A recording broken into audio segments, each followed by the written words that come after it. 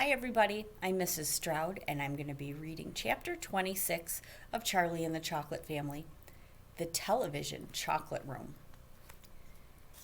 The TV family, together with Charlie and Grandpa Joe, stepped out of the elevator into a room so dazzlingly bright and dazzlingly white that they screwed up their eyes in pain and stopped walking. Mr. Wonka handed each of them a pair of dark glasses and said, "Put these on quick, and don't take them off in here whatever you do. The light could blind you."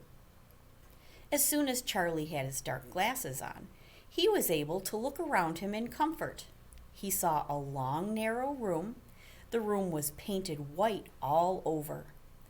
Even the floor was white, and there wasn't a speck of dust anywhere. From the ceiling, huge lamps hung down and bathed the room in a brilliant blue-white light. The room was completely bare except at the far ends. At one of these ends, there was an enormous camera on wheels, and a whole army of Oompa Loompas was clustering around it, oiling its joints and adjusting its knobs and polishing its great glass lens. The Oompa Loompas were all dressed in the most extraordinary way. They were wearing bright red spacesuits complete with helmets and goggles. At least they looked like spacesuits. And they were working in complete silence. Watching them, Charlie experienced a queer sense of danger. There was something dangerous about this whole business, and the Oompa Loompas knew it. There was no chattering or singing among them here, and they moved about over the huge black camera slowly and carefully in their scarlet spacesuits. At the other end of the room, about 50 paces away from the camera, a single Oompa Loompa, also wearing a spacesuit, was sitting at a black table, gazing at the screen of a very large television set. "Here we go!" cried Mr. Wonka, hopping up and down with excitement. "This is the testing room for my very latest and greatest invention, television chocolate." "But what is television chocolate?" asked Mike Teavee. "Good heavens, child, stop interrupting me," said Mr. Wonka. "It works by television. I don't like television myself. I suppose it's all right in small doses, but children never seem to be able to take it in small doses. They want to sit there all day long, staring and staring at the screen." "That's me," said Mike Teavee. "Shut up," said Mr. Teavee. "Thank you," said Mr. Wonka. "I shall now tell you how this amazing television set of mine works. But first of all, do you know how ordinary television works? It is very simple. At one end, where the picture is being taken, you have a large movie camera and you start photographing something.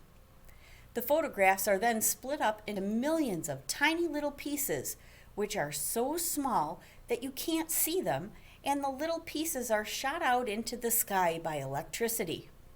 In the sky, they go whizzing around all over the place until suddenly they hit the antenna on the roof of somebody's house. Then they go flashing down the wire that leads right into the back of the television set, and in there they get jiggled and joggled around until at last every single one of those millions of tiny pieces is fitted back into its right place, just like a jigsaw puzzle. And presto! The photograph appears on the screen." "That isn't exactly how it works," Mike Teavee said. "I'm a little deaf in my left ear," Mr. Wonka said. "You must forgive me if I don't hear everything you say." "I said that isn't exactly how it works," shouted Mike Teavee. "You're a nice boy," Mr. Wonka said, "but you talk too much. Now then, the very first time I saw ordinary television working, I was struck by a tremendous idea. 'Look here,' I shouted.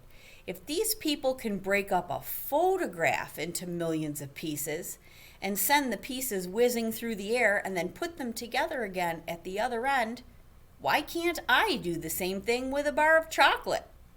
Why can't I send a real bar of chocolate whizzing through the air in tiny pieces and then put the pieces together at the other end, all ready to be eaten?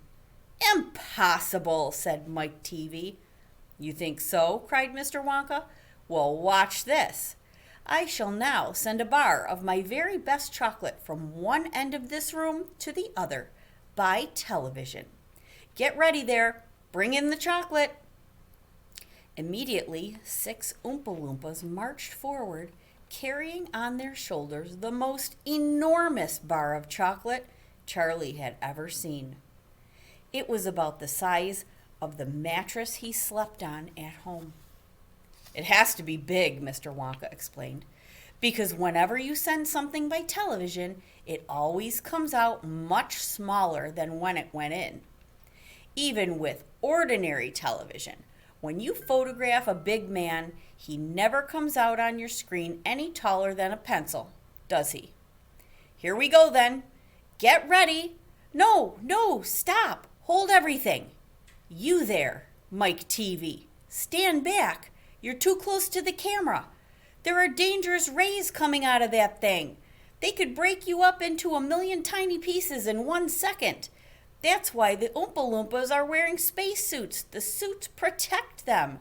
All right, that's better. Now then, switch on. One of the Oompa Loompas caught hold of a large switch and pulled it down. There was a blinding flash. The chocolate's gone, shouted Grandpa Joe, waving his arms. He was quite right. The whole enormous bar of chocolate had disappeared completely into thin air.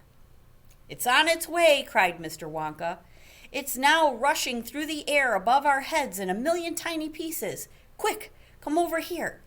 He dashed over to the other end of the room, where the large television set was standing, and the others followed him. Watch the screen, he cried. Here it comes, look! The screen flickered and lit up. Then suddenly, a small bar of chocolate appeared in the middle of the screen. Take it, shouted Mr. Wonka, growing more and more excited. How can you take it? Asked Mike Teavee, laughing. It's just a picture on a television screen. Charlie Bucket, cried Mr. Wonka. You take it. Reach out and grab it.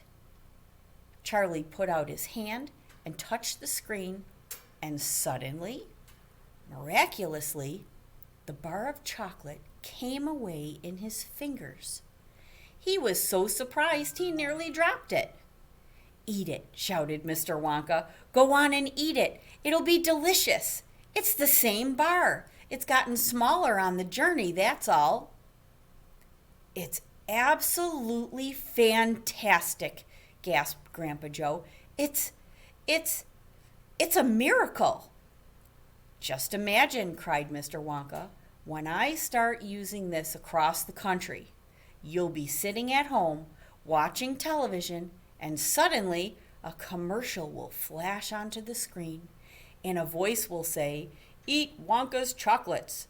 They're the best in the world.